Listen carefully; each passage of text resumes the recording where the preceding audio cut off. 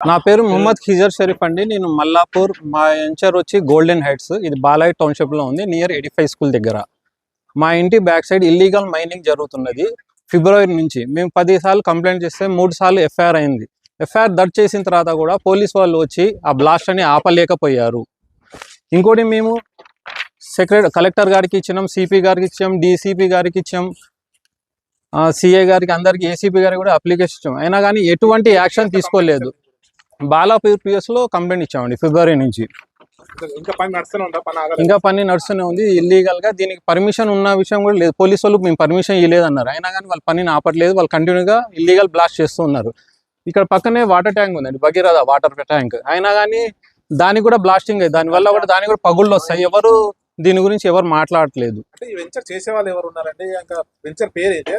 ఈ వెంచర్ పేరు వచ్చి బాలాజీ హిల్స్ అండి. దీన్ని నరసింహారెడ్డి గారు అని ఇక్కడ లోకల్ లీడర్, ఆయన వెంచర్ చేస్తున్నారు. ఆయన పార్ట్నర్ వచ్చి పిపి పర్వతాల వంశీరెడ్డి అని. వాళ్ళు తీసుకుని ఈ వెంచర్ని మొత్తం డెవలప్ చేస్తున్నారు.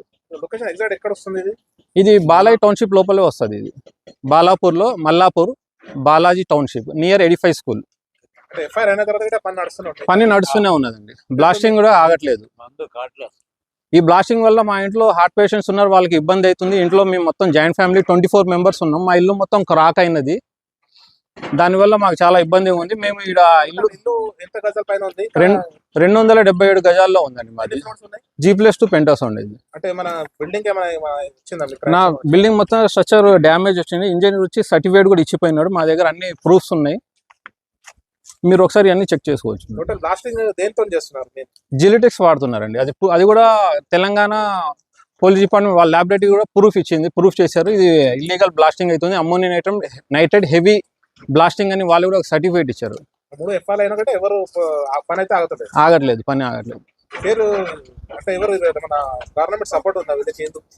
అది మాకైతే తెలియదండి. వాళ్ళు రాజకీయంగా ఒత్తిడి తీసుకొస్తున్నారు, అన్ని డిపార్ట్మెంట్లని వాళ్ళు కంట్రోల్లో తీసుకున్నారు, డబ్బులు తినిపిస్తున్నారు. దానివల్ల ఎవరు వచ్చి ఇంతవరకు వచ్చి ఏ గవర్నమెంట్ డిపార్ట్మెంట్ నుంచి ఇక్కడ వచ్చి ఎంక్వైరీ చేయలేదు.